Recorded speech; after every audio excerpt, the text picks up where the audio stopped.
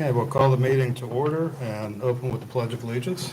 I pledge allegiance to the flag of the United States of America and to the republic for which it stands, one nation, under God, indivisible, with liberty and justice for all.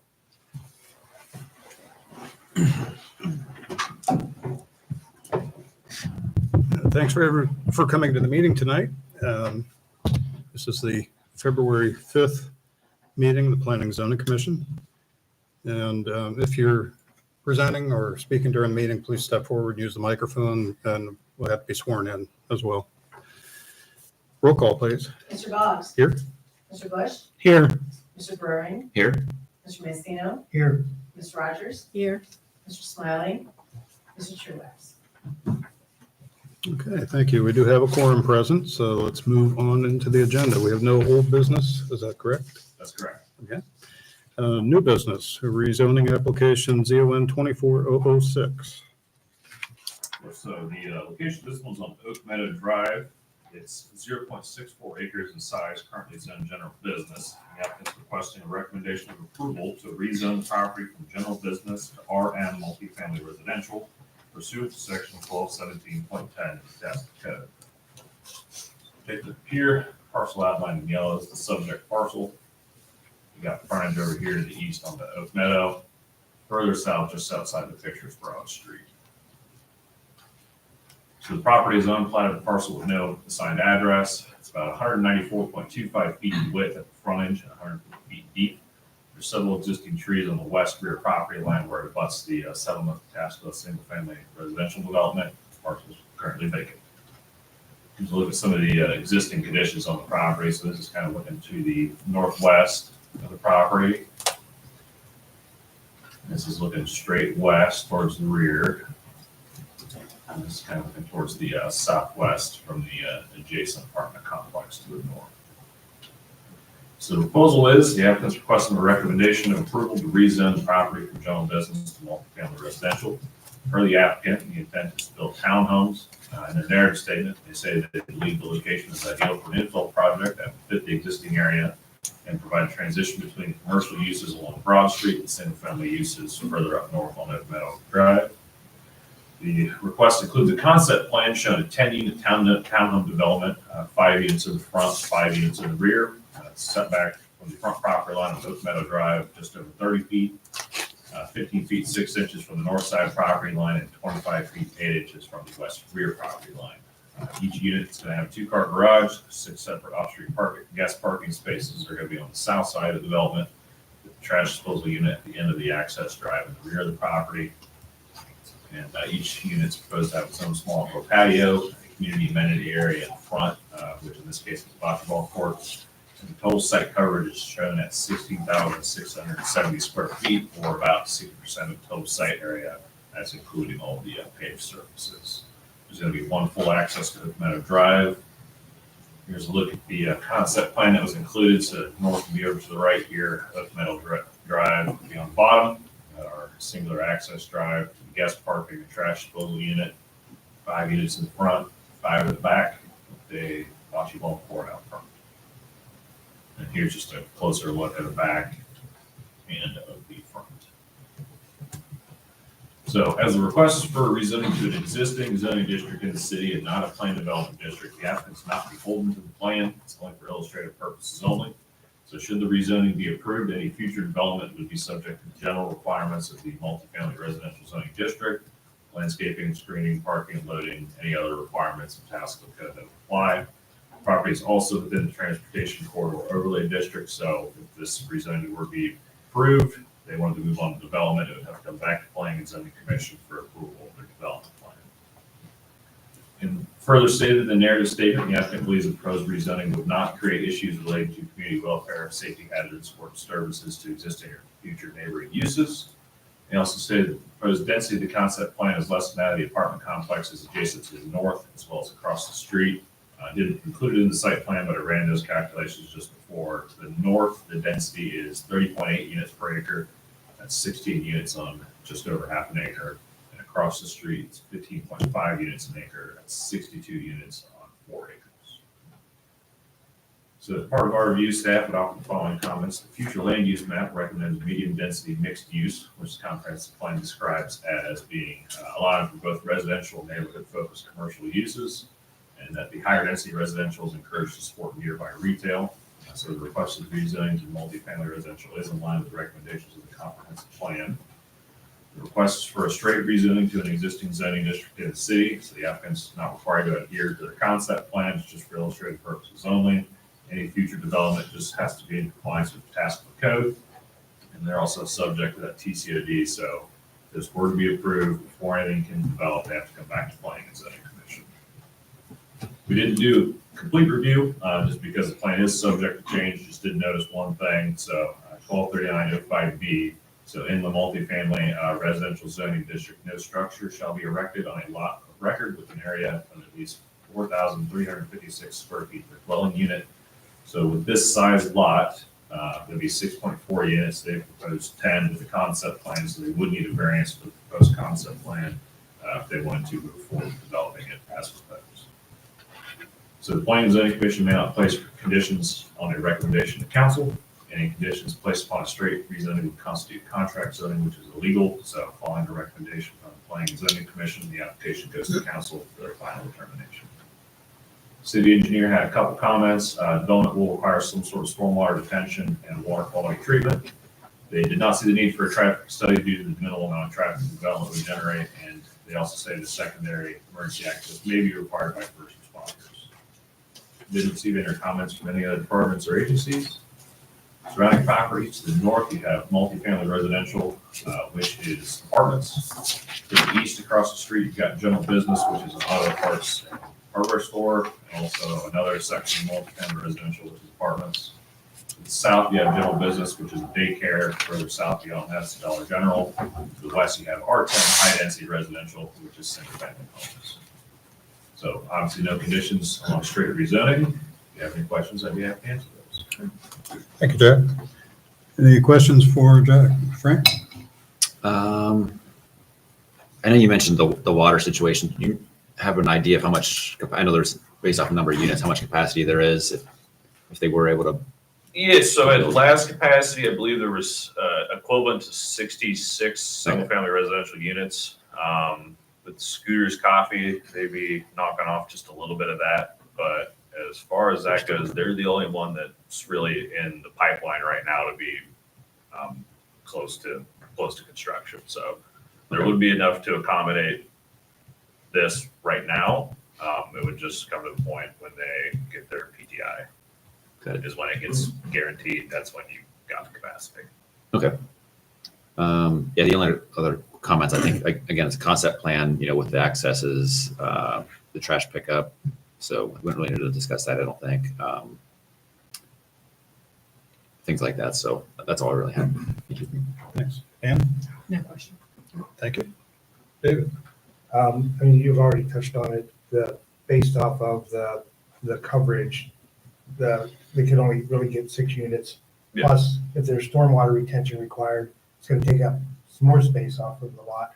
And if they need another way in and out for emergency vehicles, I don't see any way that you can viably get 10 units on that parcel. So it's gonna be a tough lift to get that concept on. Yeah, that. they would need to get a variance for that requirement for the amount of units per square footage. So that would be up to the Board of Zoning Appeals. The options for like underground detention possibly, but like I said, it's kind of hard to base off concept plan because it's subject to change. They have to meet the requirements of any development they do want to do. That's it. Okay, thanks. Tim? The 66 units that were left minus the scooters, did that take into account the subdivisions that are not in their final phases yet, like 310 there? And I think we had approved something in the past for over beside or behind the settlement there, I believe. Did that take into account what's already been approved? Yes, so that took into account the remaining sections of Forest Ridge, which are wrapping up, and that also took into account all of, the remaining sections of Heron Manor right beside the settlement, and also everything in Forest Ridge. So all that's been accounted for. Good. All right. And then there was possibly the animal hospital. Yes, the Animal Hospital of Pataskala, which I believe had their TCOD a couple months ago. They haven't submitted construction plans yet, but that would subtract from that availability. And again, as Jack pointed out in the staff report and his presentation, the question tonight is the rezoning, not the specific plan that's been presented. Okay, no other questions for Jack? Then we'll go to the applicant. And first you need to be sworn in. Lisa will take care of that. Do you swear or affirm the testimony you're about to give the truth, the whole truth, and nothing but the truth, so help you God? Okay, and then start with your name and address, please. My name is Richard Hauk. Address is 572 East Broad Street, number 330, Pataskala. Okay, I want to thank you, Jack, for the presentation and comments. The only thing I really had to add is from when I kind of presented the ideas, it was a real rough idea before, a couple months ago. Some of the comments were about parking, sidewalk, things of that nature. We were able to move things around to add parking.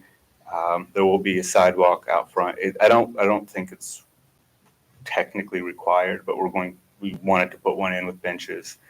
And I spoke with the fire marshal.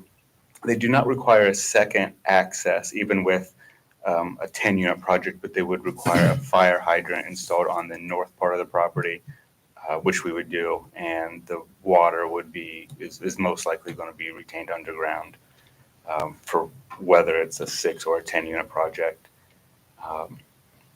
10-unit project, like Jack mentioned, would require a variance of a setback at least, and then of course for the density. But at this point, we're just doing the zoning now, and yeah, I think that's all I had to add. Thank you. We'll go to questions for the applicant from the commission members. Ann?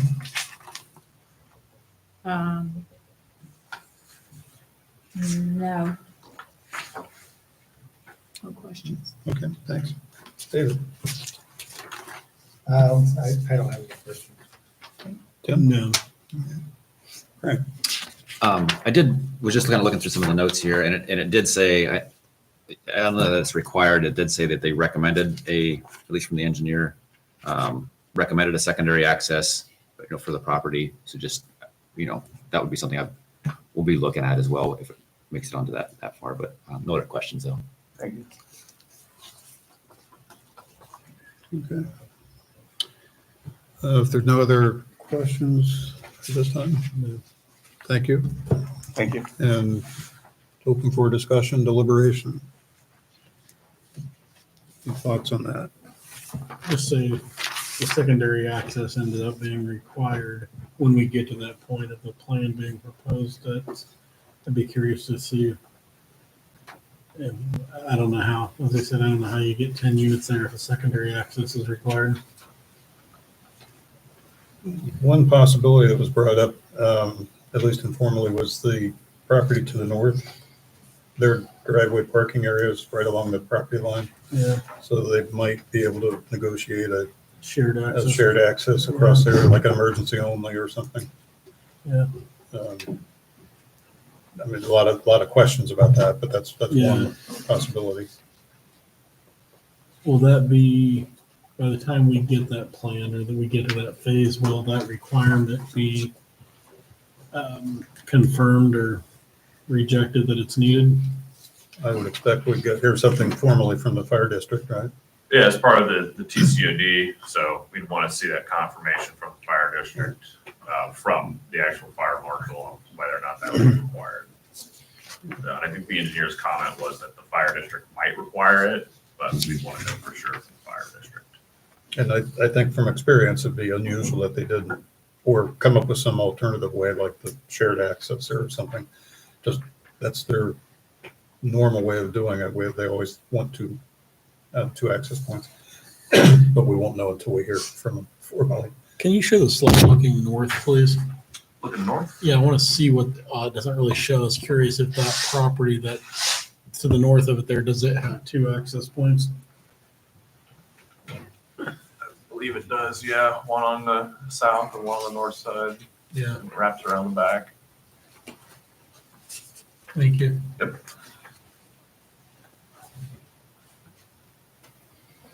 Any other discussion? Yeah, I'm generally in favor of adding some, residential.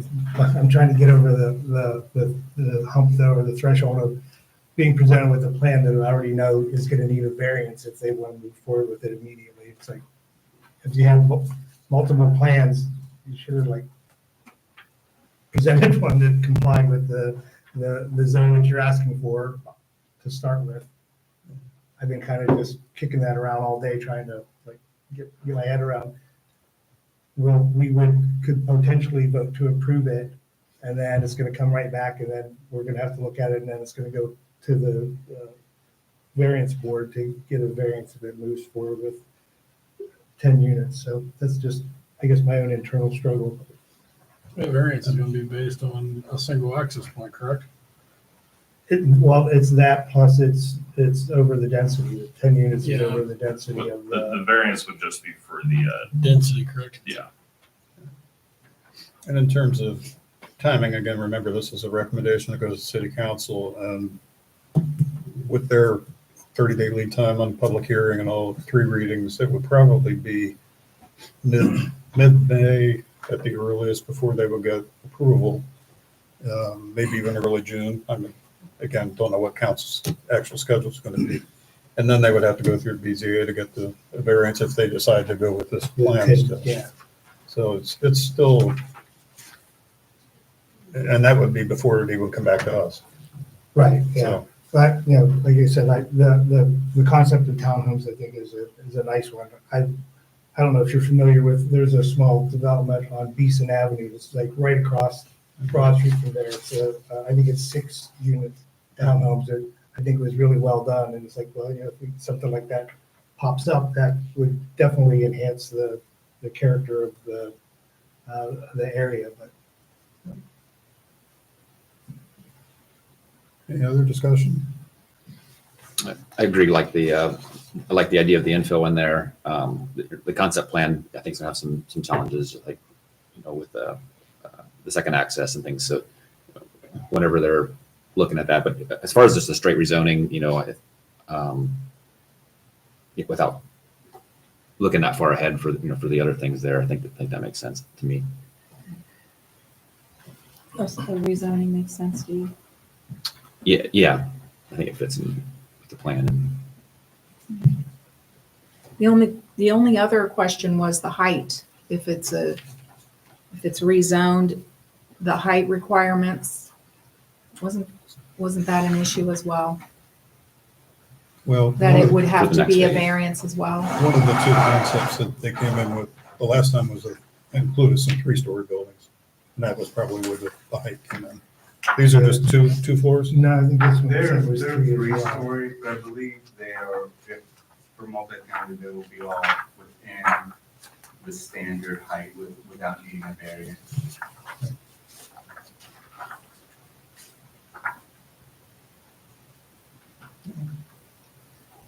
Any other discussion? And if not, we're ready to take action on it.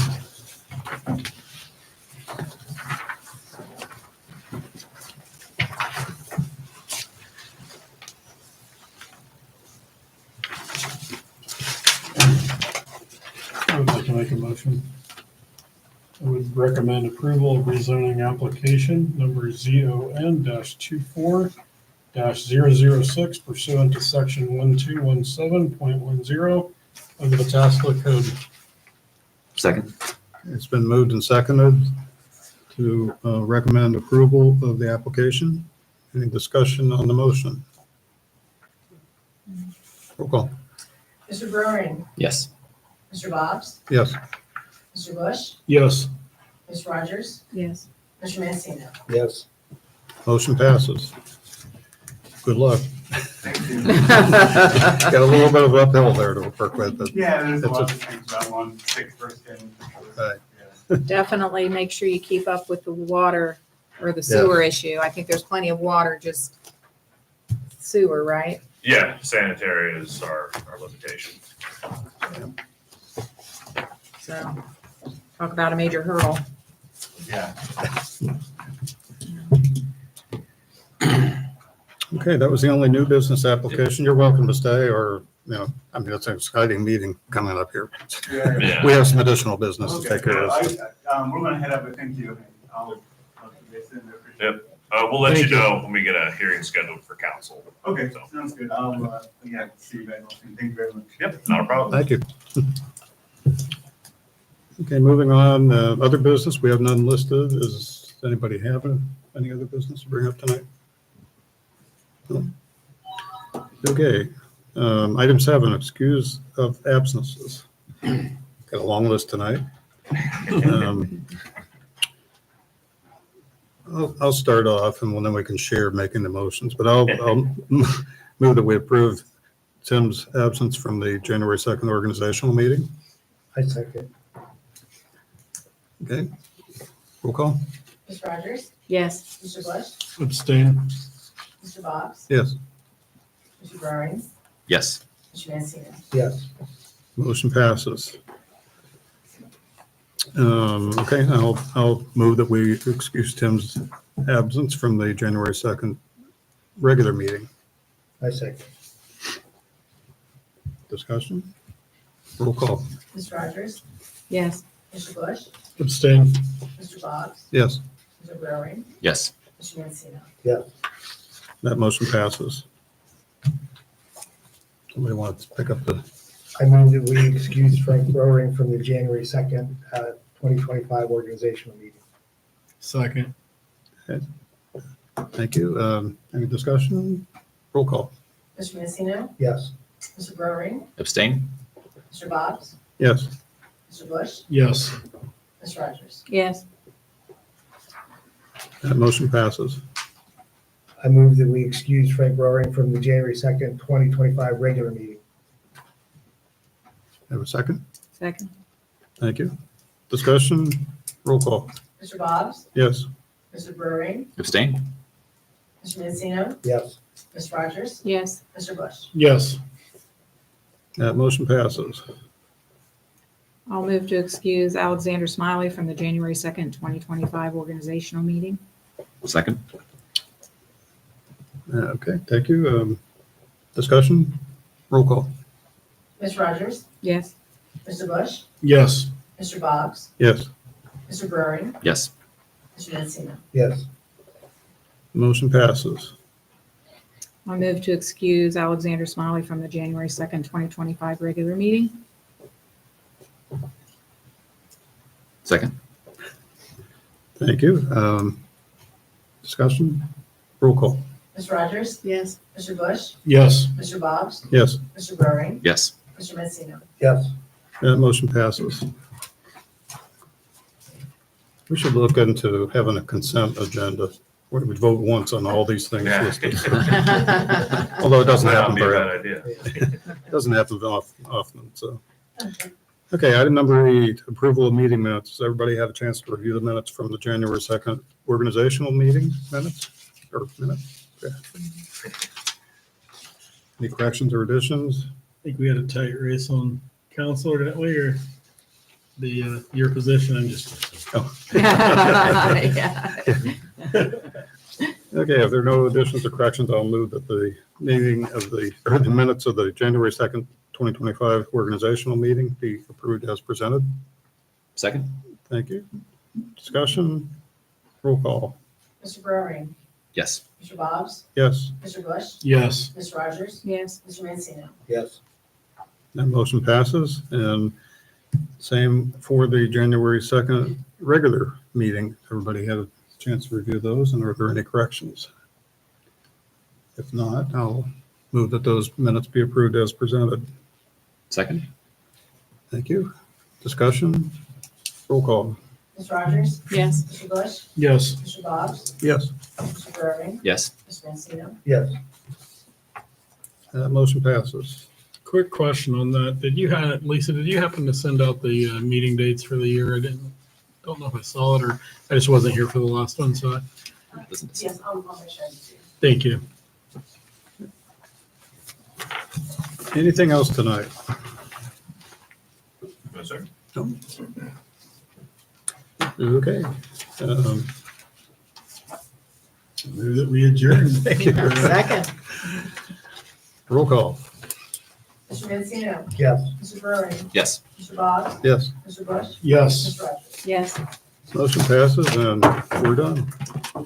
I have a question about, I'm just curious. Yeah. For the water usage, so I know when things come online, they keep running tap. What about when something gets decommissioned?